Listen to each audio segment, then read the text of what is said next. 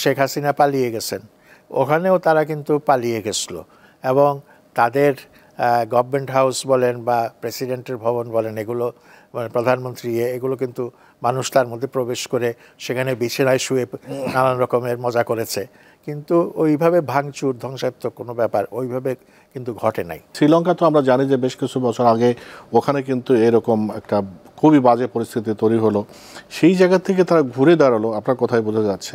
তো সেখান থেকে আমরা কি শিক্ষা নিতে পারি? না, শিক্ষা তো নেওয়াই যায়, কিন্তু মানে শ্রীলঙ্কার সুবিধাটা হচ্ছে দেশ হিসাবে আমাদের অর্ধেক, জনসংখ্যাও কম এবং সেই দেশের জনসংখ্যার একটা বিপুল অংশ শিক্ষিত, এবং সেইখানে আপনি যদি ভালো একটা সরকার আসে তাহলে তারা যদি ভালো পলিসি নেয় সেটা ইমপ্লিমেন্ট করা অনেক সহজ।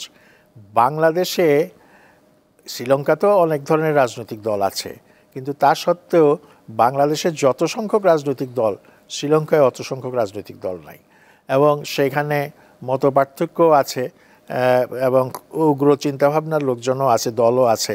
বিশেষ করে মানে বৌদ্ধ ধর্মাবলম্বীদের মধ্যে উগ্র একটা অংশ আছে যারা ওই ধরনের দলকেই সমর্থন করে, যে দল আপনার বুদ্ধিস্টদেরকে প্রাধান্য দেয়।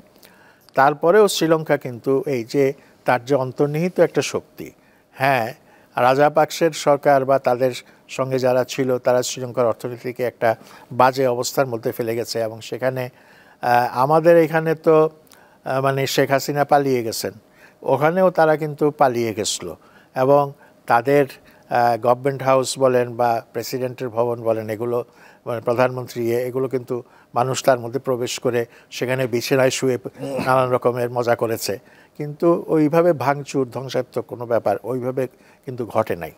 এবং যারা চলে গেছিলো তারাও কিন্তু একটা সময়ের পর আবার দেশে ফিরে আসছে, এবং মনে হচ্ছে আমার ধারণা যে সেখানে একটা রাজনৈতিক সহমত হয়তো ভেতরে ভেতরে কাজ করছে, সমঝোতা হয়তো ভেতরে ভেতরে কাজ করছে, যেই সমঝোতাটা আমরা বাংলাদেশে দেখছি না, যে কারণে এই ঘটনা ঘটছে। শ্রীলঙ্কায় আরেকটা ঘটনা ঘটেছে, সেটা হচ্ছে শ্রীলঙ্কার ক্ষমতায় এখন যেই দল সেটার নাম হচ্ছে জেভিপি, জনতা বিমুক্তি প্যারানোমা। এরা ট্রটস্কিপন্থী মার্কসিস্ট, এবং এরা শ্রীলঙ্কাতে দীর্ঘদিন ধরে তারা কাজ করছে, রাজনৈতিকভাবে সক্রিয়। 1971 সালে তারা একটা বিপ্লবী অভ্যুত্থান ঘটানোর চেষ্টা করেছিল, কিন্তু প্রচুর রক্তপাতের মধ্য দিয়ে সেই অভ্যুত্থানকে দমন করা হয়। কিন্তু দীর্ঘদিন পর মানুষের চিন্তাভাবনা একটা যেখানে এসছে, তারা দেখেছে যে শ্রীলঙ্কা ফ্রিডম পার্টি বা অন্যান্য যে পার্টিগুলো আছে সেই পার্টির চাইতে এই পার্টিকেই সমর্থন করাটা তাদের জন্য সঠিক হবে, এবং সেটা তাই করেছে, ভোটের মাধ্যমে তারা সেটা প্রতিষ্ঠা করেছে।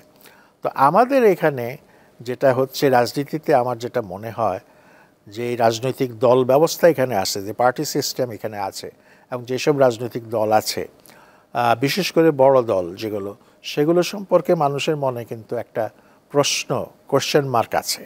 এটা তারা হয়তো পছন্দ করবেন না এই কথাটা, কিন্তু এই কোশ্চেন মার্ক যে আছে সেটা তাদের উপলব্ধি করা উচিত, এবং সেই অনুযায়ী তাদের দলকে সেভাবে পরিচালনা করা উচিত।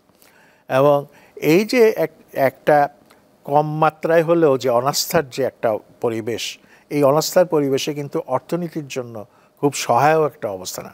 অর্থনীতিতে ভালো করতে গেলে মানুষের আস্থার ব্যাপারটা খুব গুরুত্বপূর্ণ, এবং সেই আস্থাটা আসবে কিন্তু অর্থনীতির পথে নয়, এটা রাজনীতির পথে। সুষ্ঠু রাজনীতি, ভালো রাজনীতি, দেশের মঙ্গল করে এই ধরনের, মঙ্গল আনে এই ধরনের রাজনীতি যদি হয়, তাহলে দেখবেন যে অর্থনীতিতেও সুবাতাস বইতে শুরু করে।